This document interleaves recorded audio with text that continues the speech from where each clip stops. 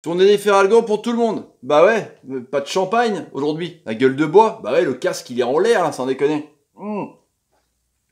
Ah, c'est dégueulasse. Bah la France est championne du monde. Forcément, tout le monde a fêté ça dignement. Bah ouais. Salut à tous, footeuses et footeux de la même famille, c'est Thomas. On parle Coupe du Monde du lundi 7 juillet, le dernier podcast, émission spéciale de ce mondial 2018 qui a rendu son verdict. Bah ouais, la France est championne du monde. C'est comme ça, donc pendant 10 minutes, on va voir ensemble ce qui s'est passé hier, ces images de liesse, ces images de tristesse, on va dire sur le match, les tops, les flops. Donc installez-vous tranquillement, prenez un Doliprane, un Aspro ou un verre de jus d'orange, je sais pas ce que vous voulez pour vous supprimer un peu ce mal de crâne. En tout cas, c'est parti. Mais d'abord, je remercie mon partenaire OneFootball car on parle aussi Coupe du Monde sur OneFootball, première application numéro 1 du foot mondial, gratuit, téléchargeable sur iOS et Android dans la description. Les petits amis, bah ouais, c'est parti, Poivesti, Netflix 2018, motherfucker. Man, yeah, ça y est, je suis bilingue, c'est parti. Ouais, la Coupe du Monde remise à la France après ce match 4-2. C'était incroyable, cette belle image, cette belle génération. Bon, on n'attendait pas ça, personne ne misait sur la France au début du mondial, c'est clair.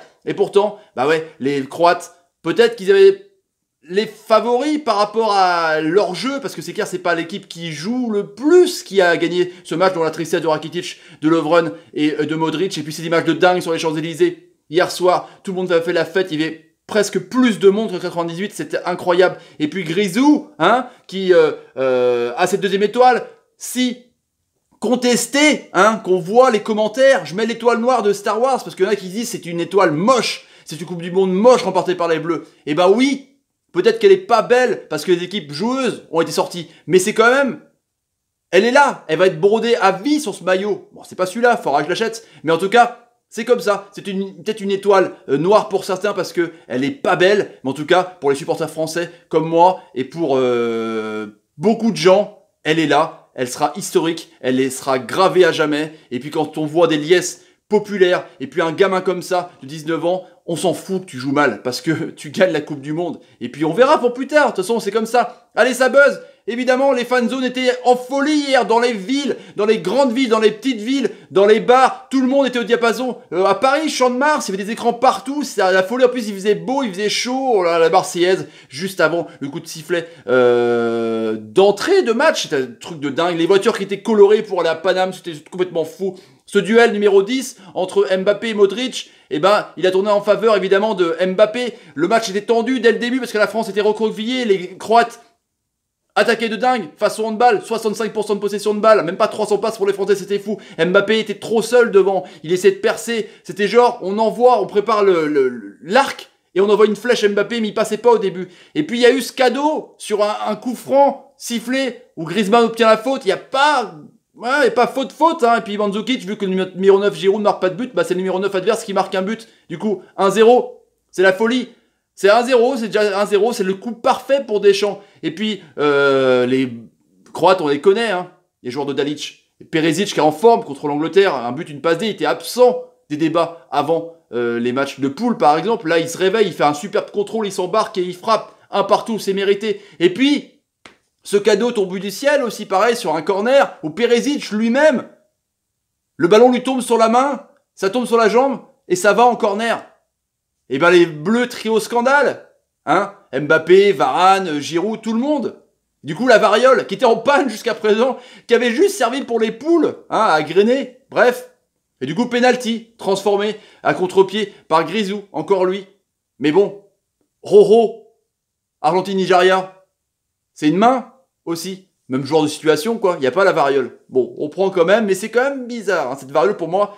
J'en parlerai dans le bilan demain. Elle a pourri toute la Coupe du Monde. Et puis Grisou est content, il fait son Fortnite. Il y a 2-1. Macron pète les plombs, hein. Il sur les tables devant Infantino. Poutine, qui est là, Poutine, qu'est-ce qu'il fait? Ouais, 2-1, c'est la folie, quoi. C'est la folie. Et puis la libellule, dès le début de la deuxième mi-temps, elle est en forme. Elle fait une claquette de fou, encore une fois. Contre la Belgique, Ardeveren. Contre l'Uruguay, Caceres.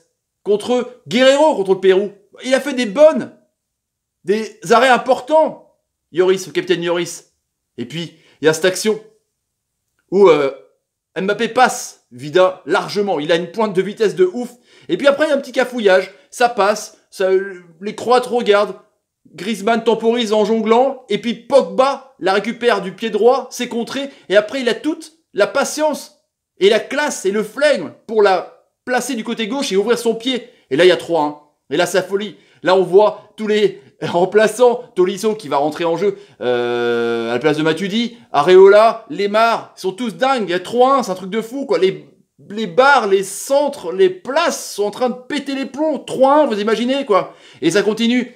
Les Bleus résistent. Giroud, défenseur dans l'âme, vraiment maintenant. Peut-être qu'il sera recruté comme défenseur, peut-être. Hein. En tout cas, c'est énorme. Les Bleus défendent, font des têtes. C'est des yinches de ouf, quoi. Et puis, il y a ce truc énorme où Hernandez part sur le côté, il dribble tout le monde. Mbappé qui n'arrivait pas à marquer comme il le fait, en éliminant, en dribblant.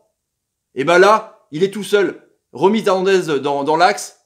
Et là, à la manière un peu de Zidane contre l'Espagne, le but, il fait mine de tirer vers la droite et son pied au dernier moment se croise pour aller vers la gauche. Et Souba, il est complètement battu. 4-1. C'est un 4-1, vous imaginez 4-1, truc de ouf quoi. 3 buts d'écart comme en 3-0 pour 98. Et là, le gamin, 19 ans, hein, le petit signe avec Pogba, c'est complètement fou, quoi. Et puis, Lloris, il se dit, bah, je vais faire un petit cadeau, hein, parce que Mandzukic nous a marqué un but, je vais dire, je vais te le rendre. Vu que les Bleus n'arrivaient pas à jouer au ballon, ça repartait de derrière pour gagner du temps, forcément. Et du coup, il fait un petit crochet, et Mandzukic le marque. Bah ouais, franchement, troisième but de la compétition. Et là, c'est reparti un petit peu, ce qui reste du temps, mine de rien. Mais non. La défense est là. Je mets Giroud en avant parce que Giroud a été défenseur de ouf, quoi. Il s'est sacrifié tout le mondial. Il a été dingue. Et la prophétie continue parce que Guivarch n'a pas marqué de but en 98 champion du monde. Et Giroud, le numéro 9, n'a pas marqué de but champion du monde. Et du coup, Varane a été énorme. Et là, explosion de joie.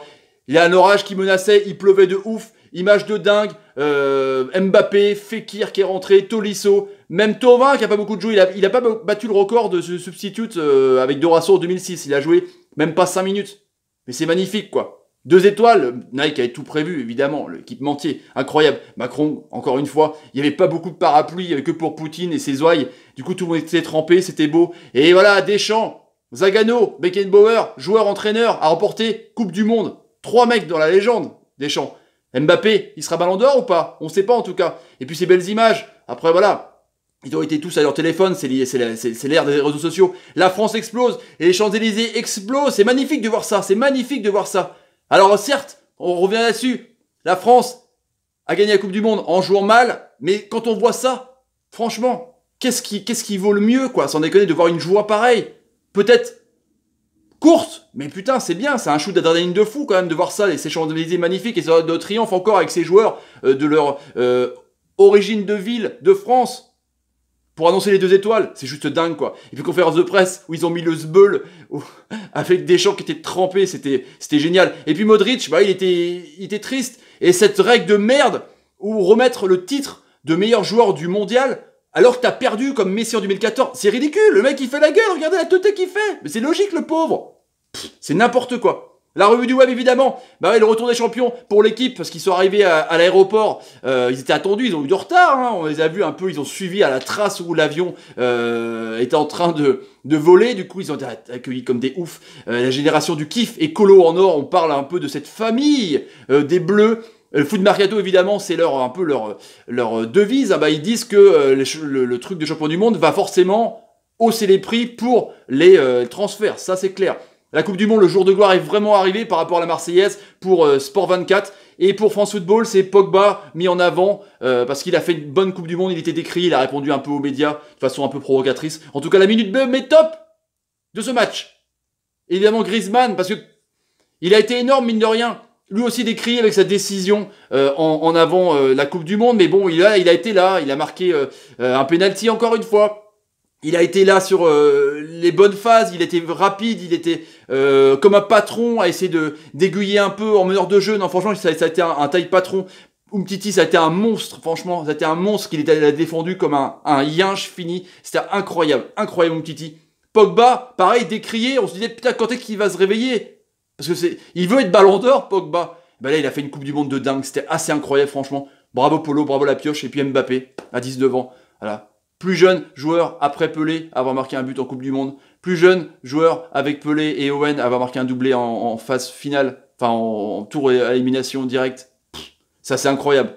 Ballon d'Or ou pas? On verra, en tout cas. Mais flop, il en fallait. Forcément. Pavard a été bouffé, je trouve, sur son côté. Avec Perisic, il a pas vu le jour. Il s'est repris un peu en fin de deuxième mi-temps parce que les Croates étaient fatigués. Mais j'ai trouvé son match le plus un peu le plus bidon de cette Coupe du Monde. Giroud, bah ouais, parce que c'est dur, parce que il a été bon en défense, mais son rôle c'est de marquer des buts, et il l'a pas fait. Alors Kanté, attention, toute proportion gardée, parce qu'il était malade, mais je trouve que voilà, c'est forcément pas un bon match pendant les 50 minutes, il était un... Voilà, on le reconnaissait pas, mais on a appris après qu'il était malade. Donc c'était mon flop. Et puis Yoris par rapport à sa boulette, parce que c'était pas non plus génial, l'ami Yoris. Et cette joie d'aider dans les vestiaires, bah ouais, incroyable quand même, incroyable. Quel homme, quel génie, quoi, quel entraîneur. Un truc de ouf, quoi. Et ce ballon d'or, il serait pour qui? On verra ça dans une prochaine vidéo, les petits amis. Bah ouais, si vous avez envie de vous abonner à la chaîne, n'hésitez pas, tapez sur ma ganache, bientôt 7000 abonnés, 6000 abonnés, pouh là là là là, eh, je m'enflamme, bah ouais, c'est la Coupe du Monde, c'est normal. Mettez des commentaires sur ce que vous pensez un peu, ce sacre des Bleus, mettez des pouces quand par exemple l'ami Pogba vous fait des bonnes passes, qu'il a fait des ouf, hein, des Pogba, il a fait des passes de dingue, des passes laser de dingue, encore une fois, de quarterback. Et partagez la vidéo pour me soutenir, c'est comme ça que ça se passe, c'est le nerf de la guerre. Sur YouTube, voilà les amis, demain, le bilan de la Coupe du Monde. Ne loupez pas ça sur chaîne Thomas Parle Foot, mes top et flops, ce que j'ai kiffé, ce que j'ai pas kiffé, la Coupe du Monde. Voilà les amis, salut, salut, et salut, et salut. Champion du monde. Bah ouais, champion du monde. Je prends un petit coup d'effet à la grande, tiens. Toujours aussi dégueulasse. Oh.